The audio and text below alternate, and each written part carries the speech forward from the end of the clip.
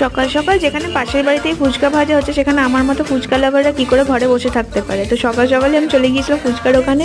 তারপর আমি সেদিনকে দুপুরবেলা ভাত খাইনি, শুধুমাত্র ফুচকা খাবো বলে পেট ভরে। তারপরে তো ফুচকা ভাজা গরম গরম ভাজতেও দেখলাম। তারপর আমার মেয়েকে ওনার মা যিনি বিক্রি করেন ওনার মা দিল।